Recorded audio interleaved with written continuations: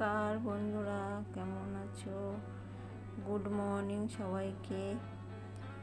আজকে সকাল 7টায় আমি ব্লগটা স্টার্ট করছি। আমি মিতালি বলছি, মিতালি মিনি ব্লগ থেকে। মিতালি, কলকাতা থেকে।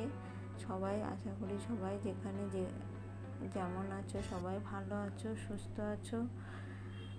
তা আমি যে সকালে গাছপালা প্রথমে গাছেতে জল দিয়ে গাছের দর্শন করে আমি ব্লগটা স্টার্ট করছি। আমার গাছপালা এত ভালো লাগে। তারপরে ঘরগুলো তো ঝাড় দিয়ে নিলাম। শহরে তো গাছপালা খুব কম, গ্রামে যেরকম ওই যা টবে লাগানো হয় ওই নিয়েই সন্তুষ্ট থাকতে হয়। এই যে ঘর ঝাড় দিয়ে তারপরে বিছনাটা ভালো করে পরিপাটি করে তুলে নিচ্ছি, বিছনাটা গুছিয়ে। এখন মানে আগে তো একটা ঘরেই আমার বেশি কাজ ছিল, মানে ওপরে। এখন তো দুটো ঘর হয়ে গেছে পাশাপাশি, দুটো ঘরেই আমাকে গুছিয়ে রাখতে হয়। ঘরে বলেছিলাম যে আমার একটা ভাসুর ছিল, সে চলে গেছে বাড়িতে, তার যেখানে মেদিনীপুর দেশ সেখানে চলে গেছে। এবার আমাকেই সব মানে দুটো ঘরে এখন গুছিয়ে, একটা ঘরে ছেলে বলেছে, মানে ছেলের এখন ওই ঘরেই সব ট্রান্সফার জিনিসপত্র রাখবো, টেবিল পড়ার টেবিল ওই ঘরেই পড়াশুনো করবে। আর এখনও একা শোয়ার মতন সময় হয়নি, কেননা এখনও ছোট রয়েছে, মা ছাড়া কিচ্ছু বোঝে না। যখন একটু বড় হবে তখন সে ওই ঘরে থাকবে, একা থাকবে, কোনো ব্যাপার না। আর মাধ্যমিকটা দেওয়ার পরে, মানে 10 পড়ার পরে যদি থাকতে পারে, এখন সবে 8-এ পড়ে, এখনও আলাদা রাখবো না, কেননা একা শোবে, কী করবে। যাই হোক, আমি রান্নাঘরে ওপরে কাজ সেরে আমি রান্নাঘরে চলে এলাম, ভাতটাও বসিয়ে দিলাম। রান্নাঘরটা একটু পরিষ্কার করে, আর ওই যে কাপে যে জল তুলে রাখলাম গরম জল, ওটা ছেলেকে একটু কমপ্লেন করে দেবো। পড়ে টিউশনি পড়ে চলে এসছে, 7টায় পড়া ছিল, ওই 10টার দিকে এসছে। স্কুলটা নেই বলে তার দেরি করেই এসছে। একটু কমপ্লেন খেয়ে নেবে, তারপরে এই যে একটু ব্রেকফাস্ট একটু মানে ময়দা দিয়ে মালপোয়া করে দেবো। তাই যে ময়দাটা নিয়ে একটু নুন দিয়ে ভালো করে একদম পাতলা জলের মতন মাখিয়ে নেবো। তো একদম আমার ছেলে আবার মোটা খাবে না, একদম সেই পাতলা বেশ মালপোয়া খাবে। আবার একটু কড়া করতে হবে বলেছে, মা আমাকে একটু কড়া করে দেবে। ঠিক আছে, এই যে দিয়ে দিয়েছে, দেখুন কেমন পাতলা, কড়াইতে দিয়ে তেমনি ছড়িয়ে গেছে।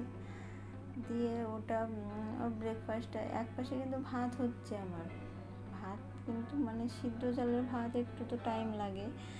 আমার ওই ভাত হতে হতে আমার এদিকে অনেক কাজ হয়ে যায়, মানে রান্নাঘর গোছানো, তারপরে ব্রেকফাস্ট করা, একটা উনুনে সবই হয়ে যায়। আমার শাশুড়িকে আর আমার ছেলেকে করে দিয়েছি মালপোয়া, আমি খাই না, আমার অতটা ভালো লাগে না।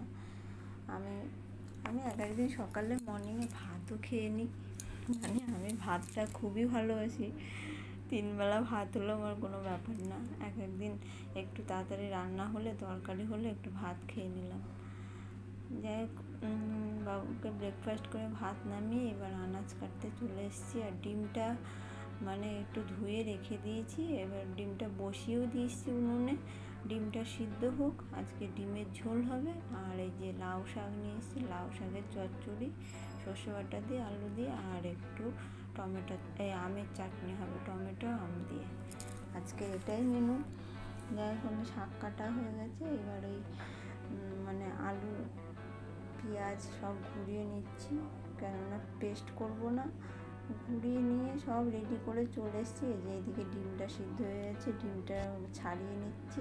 আর এদিকে তরকারি মানে শাক চচ্চড়ি বসিয়ে দিয়েছি, ওটা প্রায় হওয়ার মধ্যে, তার মধ্যে ডিমটা ছাড়িয়ে তরকারি বসাবো। আর এদিকে আমের চাটনিও বসিয়ে দিয়েছি, এই যে আমের চাটনি বসিয়ে, আর এক পাশে ডিমের ঝোলও বসিয়ে দিয়েছি। আর জানেন তো বন্ধুরা, মানে আমরা ডিমটা ভাজি না তেলে, কারণ আমার শাশুড়ি বলে কি ডিম ভেজে খেলে গ্যাস হয়। তাই ওই ডিম সিদ্ধ করে ওই কষিয়ে ডিমের ঝোলের ভিতর ডিম দিই। দেখুন, এই যে ভাজা ডিম হলে একটু লাল লাল হতো, আর ডিমগুলো দেখুন কেমন সাদা সাদাই লাগছে।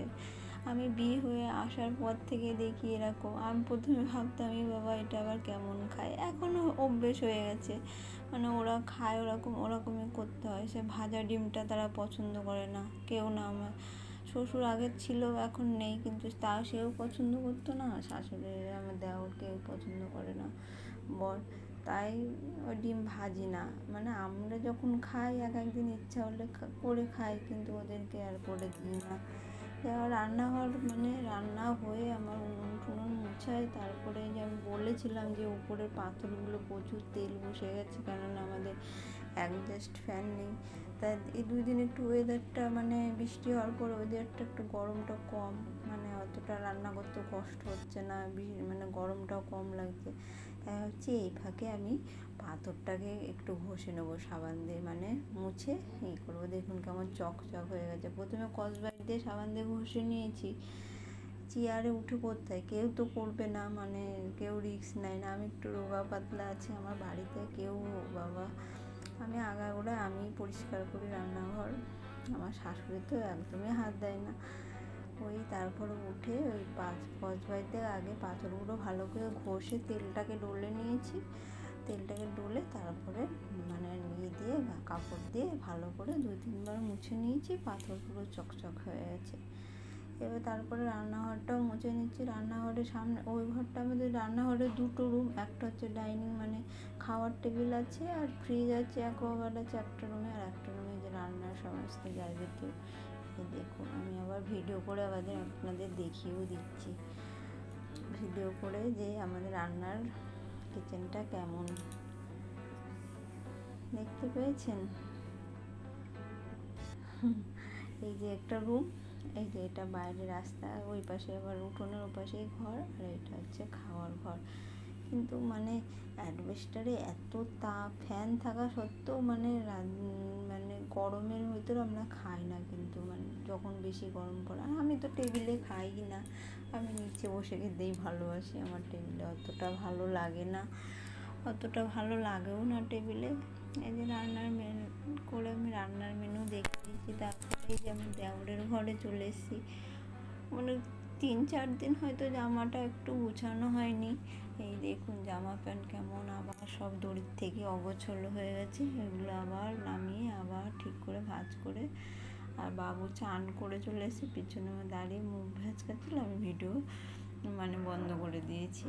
আর এই বাবু ঠাকুরগুলোকে একটুখানি গুছিয়ে গোছানোই থাকে, একটুখানি ধুলোটা ঝেড়ে নিয়েছি। আর ওই যে বাবুর এগুলো সব ছোটো ঠাকুরগুলো গায়ত্রী জপ করে ঠাকুরদের সামনেই। আর এই যে আমার ঠাকুরঘর, আমাদের ঠাকুরঘরে আমি 19টা মুছে ঠাকুর বাসন মেজে আবার উবু করে রেখে দেবো, কেননা বর আবার আমার হাজব্যান্ড সকাল পুজো করে বেরিয়ে যায়, তাই আগের দিন আমি বাসন মেজে উবু করে রেখে দিই।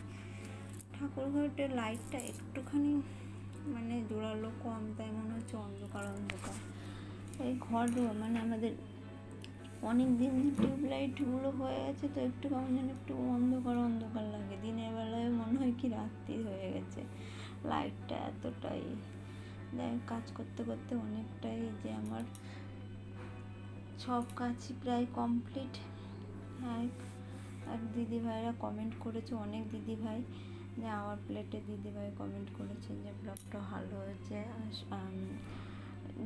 তারপরে ফুড ব্লগার থেকে কমেন্ট করেছে, তারপরে মনে পড়ছে না, ঠিক আছে আমি নেক্সট ব্লগে দিদিভাইদের নাম করে দেবো।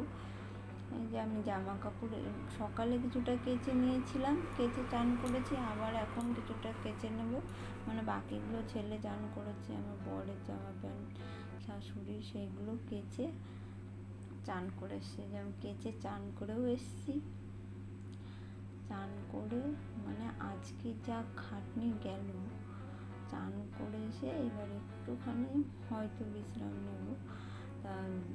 তারপরে দেখুন এই সময় আবার একটা ভিডিও আমি মানে করে নিয়েছি, যে এত সুন্দর দুপুরবেলায় মৃদু হাওয়া দিচ্ছিল, দুপুরে রোদের তাপটা সেরকম ওঠেনি, আর গাছপালা দিয়ে এত সুন্দর হাওয়া। ওপরে এসছি, আমি ঘরে বসছি, আর হাওয়া দেখুন, আমাদের ফুল গাছটাই পুরো ফুল ভরে আছে, আর হাওয়া দিচ্ছে দেখুন, এই যে পুরো টগর ফুলে ভর্তি, কি সুন্দর দৃশ্য।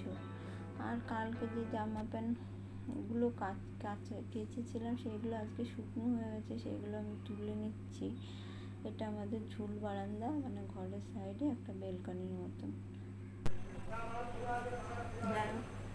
আজকের মতো আপাতত মানে অনেকটা কাজ, মানে সকাল থেকে যা মানে যুদ্ধ শুরু হয়, তাই একটু সমাপ্তি ঘটলো। মানে তবু বাবুর তো আজকে বাবুর স্কুল নেই বলে তাও একটুখানি স্বস্তি। না সকাল থেকে আমার একটু মানে ফোন ধরার সময় পাই না, যা একটু ব্লগ করার জন্য ভিডিওটা একটু অন করি, তা মাঝে মাঝে রেখে দিয়ে ব্লগ মানে ভিডিও রেখে দিয়ে ফোন রেখে দিয়েই কাজ করি। যাই হোক, এখন চান করে চলে এসেছি, কাচাকুচি করে সব মেলেও দিয়েছি। আর কালকে যে জামা কাপড় ছিল সেগুলো মানে শুকিয়ে গেছে, সেগুলো আবার তুলে নিয়ে এলাম, ওগুলো আবার ভাঁজ করবো। আর লাঞ্চের টাইম তো 2-2-2:30, মানে 2:30টার নিচে খাই না, ছেলেও 2:30 না বাজলে খেতে চায় না। এখন একটু বসি, কাজকর্ম যা হোক বিশ্রাম নেওয়ার, একটু ফোন ঘাঁটি, ফোনে অনেক কাজ। এডিট করি না, এডিট সে আমি বিকালেও করি না, সন্ধেবেলায়ও করি, কিন্তু রিলস করি। যাই হোক, একটু বসে করি, দেখতে থাকুন। যাই হোক, লাঞ্চ টাঞ্চ কমপ্লিট দুপুরের হয়ে গেছে। তারপরে আমি মানে সন্ধেও দিয়ে সকলকে চা করে দিয়ে এসে এই যে জামা প্যান্টগুলো যে তুলে, আর তখন আর ইচ্ছা করলো না বিকালে আর জামা প্যান্ট গোছাতে, তাই সন্ধেবেলায় বসে আছি।